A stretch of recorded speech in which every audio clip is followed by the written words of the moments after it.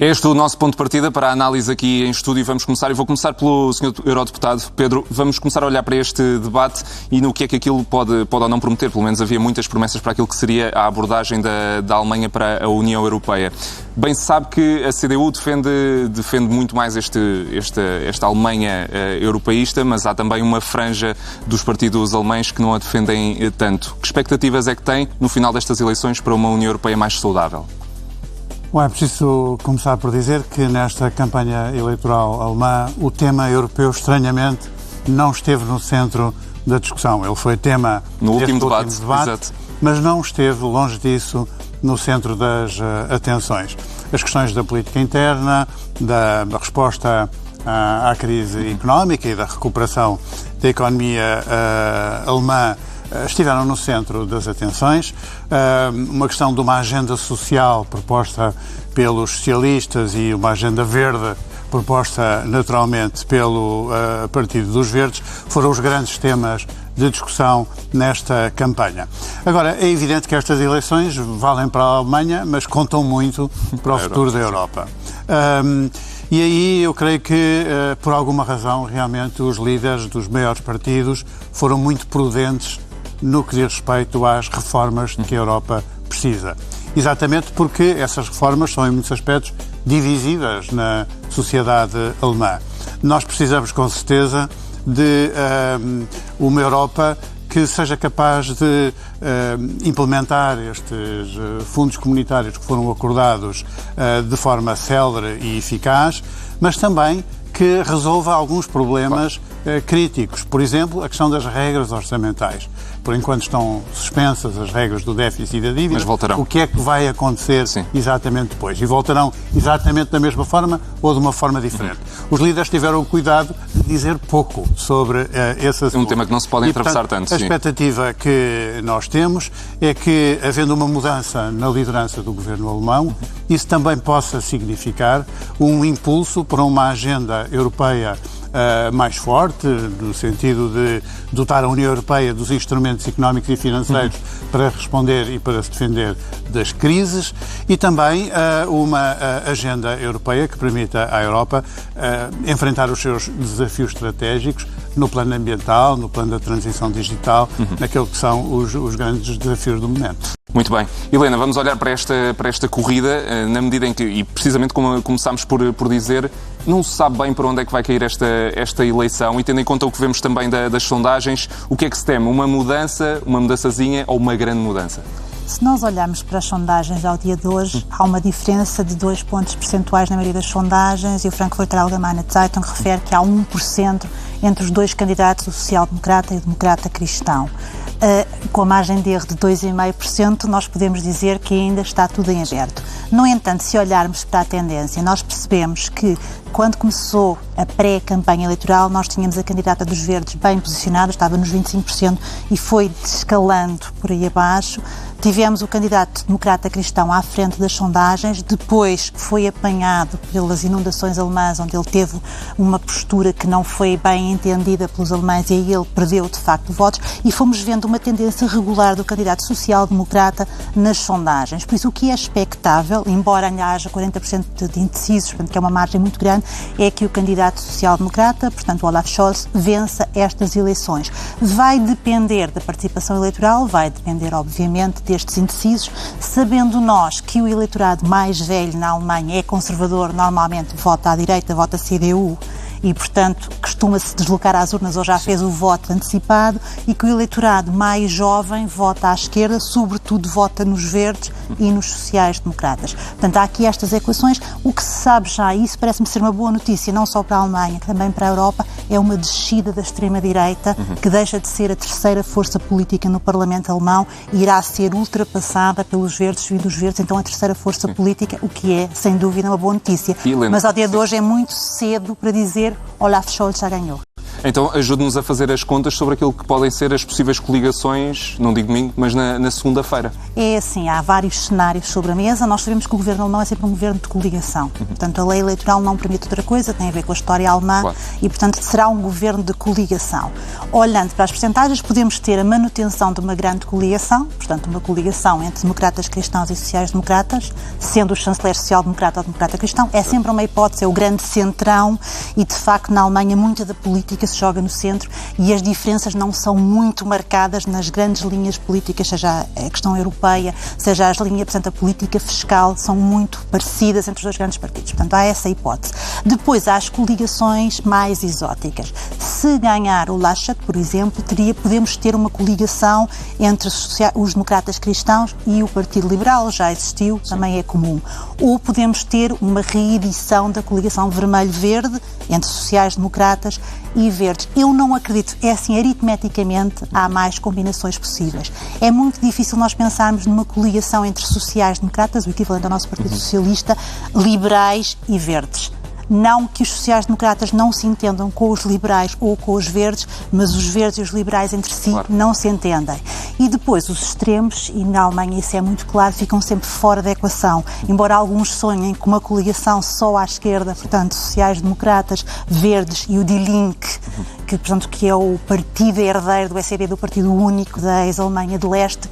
Na Alemanha, normalmente, os extremos são deixados já a linhas vermelhas, quer à direita, quer à esquerda. Portanto, há aqui vários cenários, mas teremos uma coisa certa, vamos ter continuidade nas grandes linhas políticas e estabilidade.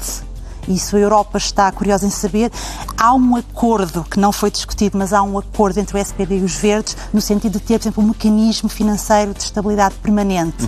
Só que isso é muito controverso do ponto de vista interno alemão, portanto eles não abordaram essa questão, mas eles estão a estudá-lo. Então, mas vamos olhar também para isso, para o impacto que tem, independentemente de quem vence, independentemente não, mas em Bruxelas estarão certamente atentos ao resultado final de domingo e que forma é que isso pode impactar os trabalhos em Bruxelas daí para a frente. Bom, deixe-me começar por dizer que eu concordo que, apesar desta aproximação nas sondagens entre a CDU e o SPD, as tendências apontam no sentido de uma vitória do SPD no próximo domingo. O que significaria, só por si, uma mudança significativa. Traria consigo uma outra mudança, que é, garantidamente, a entrada dos verdes num governo de coligação. Portanto, já temos aí duas alterações significativas no xadrez político. A ser assim, a grande questão seria saber quem seria o terceiro parceiro da coligação, a ser necessário, como tudo indica, que a coligação se faça a três. E aí, das duas, uma, ou há um entendimento mais à esquerda, com o Die Linke, uma força mais à esquerda no xadrez político alemão, ou será realmente com os liberais. Talvez não seja tão impossível assim que a solução política final acabe por ser entre os sociais-democratas, os verdes e os liberais. Em particular, se aritmeticamente ela for possível também com o Die Linke, porque isso dará nas negociações com os liberais uma força maior ao chanceler Scholz e, portanto, porventura os liberais estarão em necessidade de fazer mais cedências nessa negociação. Uma coisa é certa, antes ainda das alterações em Bruxelas, vamos ter alterações importantes na Alemanha que precisarão de tempo para ser negociada. Portanto, nós não vamos ter, na noite das eleições, o anúncio de uma solução política. Vamos iniciar um processo de negociação que envolve programas, que envolve naturalmente a distribuição de pastas no governo e não está excluído que isso possa arrastar-se por várias semanas, se não mais, na Alemanha. Se nos lembrarmos da formação do último governo, arrastou-se durante meses. Portanto, agora, podemos estar até dezembro sem governo. No quadro europeu, um dos elementos que significa a saída da senhora Merkel é uma oportunidade para o Sr. Macron para ocupar um outro lugar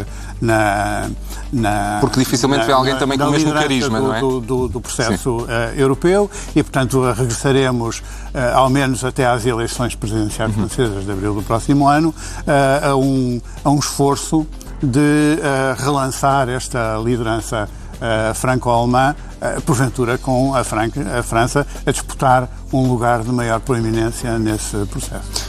É a despedida. Praticamente uma geração cresceu com Angela Merkel no poder, podemos até assim dizer. E Helena Ferro Gouveia, os alemães a esta altura olham para o futuro com, não digo com menos ambição, mas se calhar até com menos vontade de ir às urnas, sabendo que Angela Merkel, que nós também vimos ao longo desta semana, tem uma taxa de aceitação ao fim destes 16 anos incrível, vai deixar saudades e se calhar até algum desprendimento da política por parte de alguns dos alemães. Angela Merkel foi uma líder política diferente e não é só pelo facto de ser mulher, nem só pelo facto de ser do leste. Foi uma mulher que foi pragmática, que teve sempre os pés na terra e que conseguiu gerir os desígnios da Alemanha de uma forma muito empática. Ao contrário da imagem que se possa ter dela, que é uma mulher fria ou que é uma mulher distante, não é? É uma pessoa com um sentido de humor fantástico. E um pouco essa imagem durante os anos da Troika aqui em Portugal, por exemplo. Mas isso foi a leitura feita pelos portugueses, compreensivelmente, e pelas medidas que foram aplicadas, portanto, nessa altura. Mas é uma mulher empática, é uma mulher que conquistou os alemães. Quando ela chegou em 2005 à Alemanha, ainda se estava a reencontrar enquanto país, enquanto nação reunificada, discutia-se a normalidade. Pode a Alemanha ser uma nação normal? Eu lembro dessa discussão em 2005, foi na altura em que ela chegou à chancelaria, e só, por exemplo, em 2006 é que os alemães iriam tirar as bandeiras das gavetas e pô-las à janela. Foi na altura do Mundial de Futebol, portanto, foi uma discussão que foi feita, podem os alemães ter bandeiras à janela ou não. Exato. A nós parece-nos uma discussão um bocadinho abstrusa, mas para os alemães era uma discussão muito importante. E quando ela sai como mãe da Alemanha. A Mutti, que é o nome carinhoso que lhe foi colocado.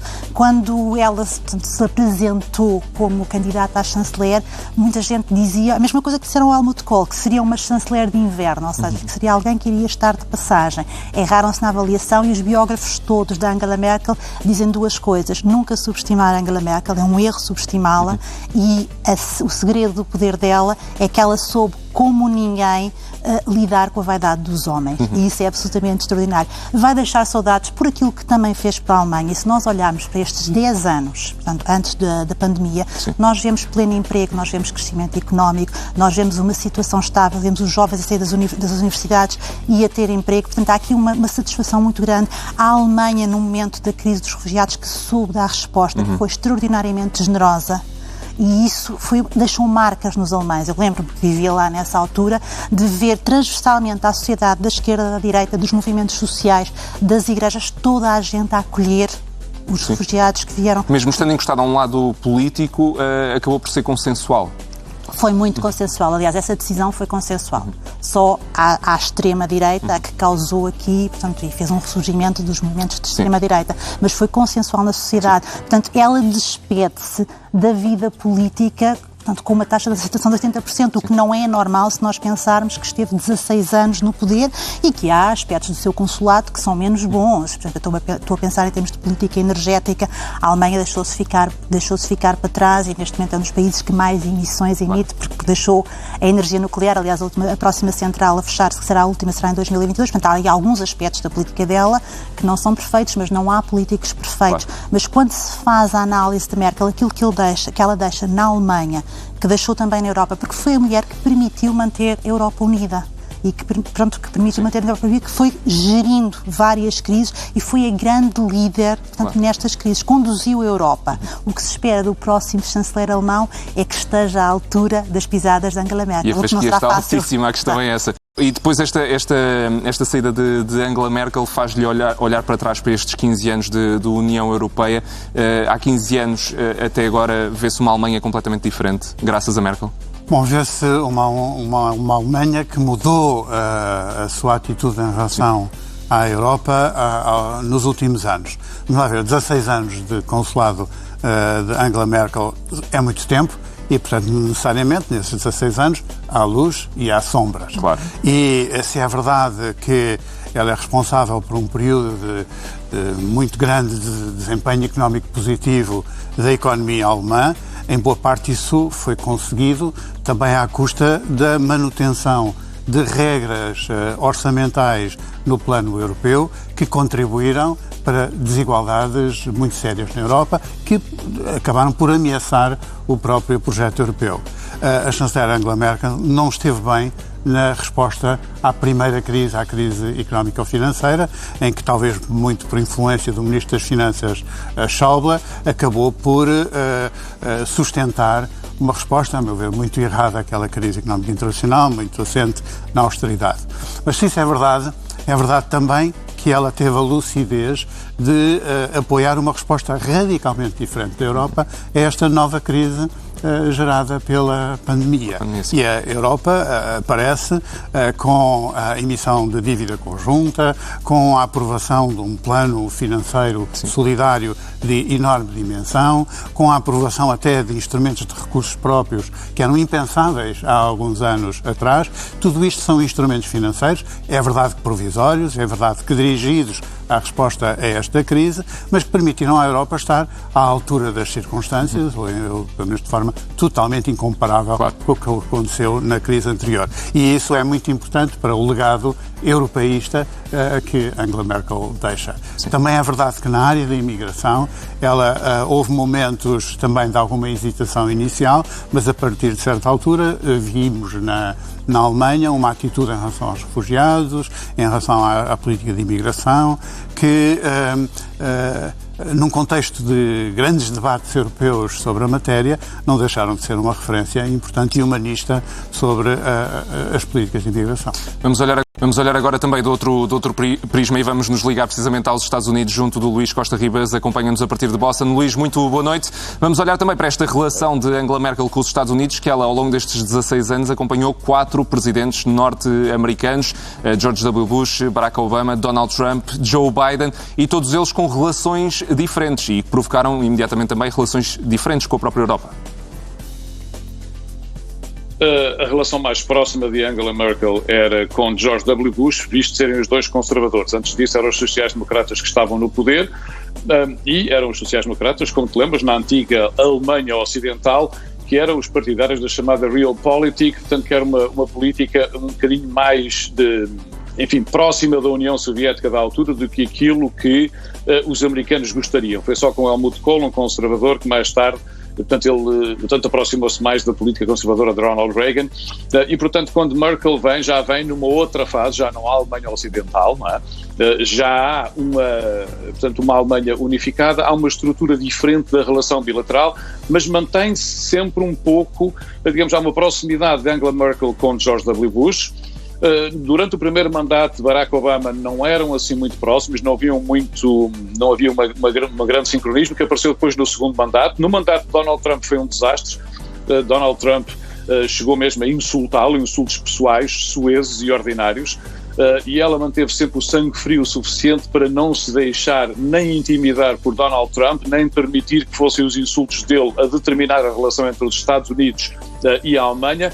E depois, agora com Joe Biden, praticamente não há uma relação, por assim dizer, porque ela está de saída, Joe Biden acabou de chegar e, portanto, não tiveram tempo sequer para aquecer.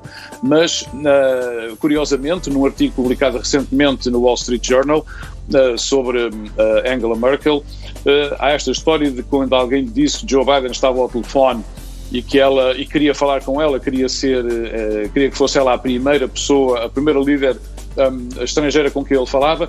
Ela estava no seu fim de semana, estava a fazer jardinagem e disse que não tinha importância nenhuma quem era o primeiro, o segundo ou o terceiro a falar com o presidente americano, e continuou a fazer a sua jardinagem na sua casa de campo. E Joe Biden telefonou-lhe depois na segunda-feira, porque, como te lembras, a investidura de Joe Biden foi uma sexta. Ele, portanto, no fim de semana estava a telefonar aos líderes europeus e aos aliados americanos, mas ela só telefonou na segunda-feira porque ela não tinha esse ego. Falávamos há pouco aí no estúdio da maneira como ela lidava com a vaidade dos homens. Ela não era assim tão vaidosa como isso, que fosse parar a sua jardinagem para falar com o presidente americano.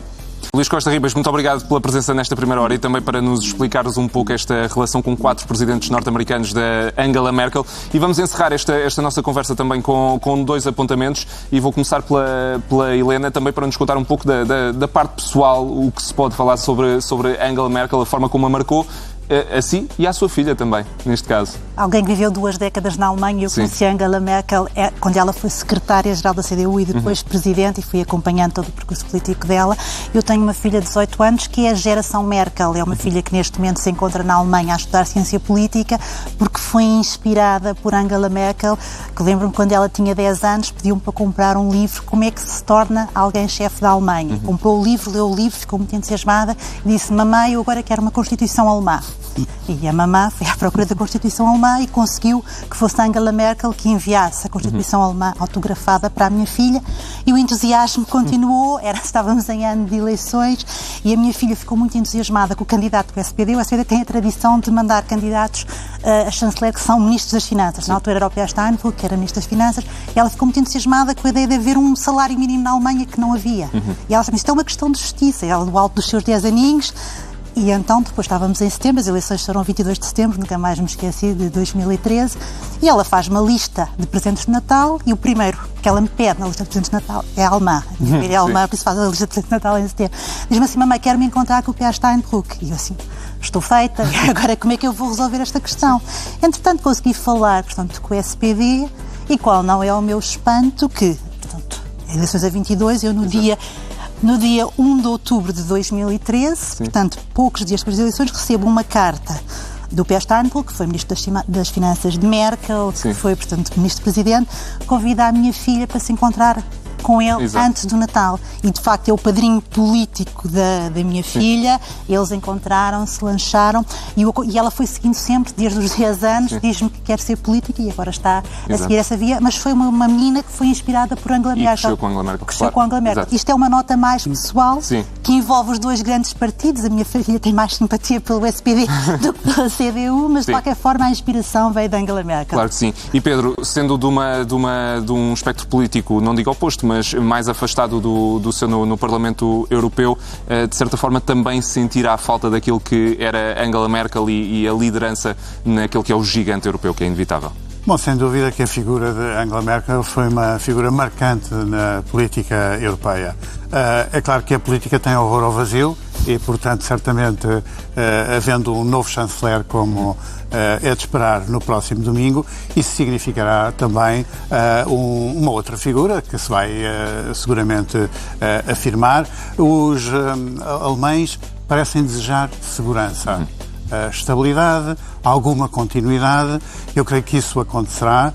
Porventura, esta tendência das sondagens revela também esse sentimento dos alemães, sobretudo depois de uma certa altura ter realmente aparecido os verdes com até possibilidade de ganhar, e isso terá assustado talvez alguns, e a escolha de um chanceler que é Ministro das Finanças dá essas garantias de estabilidade. Mas muito provavelmente significará também uma inflexão no sentido de uma agenda social para a Alemanha e para a Europa. É o que esperamos. Muito bem, Pedro Silva Pereira e Helena Ferro Gouveia, muito obrigado pela presença dos dois nesta primeira hora.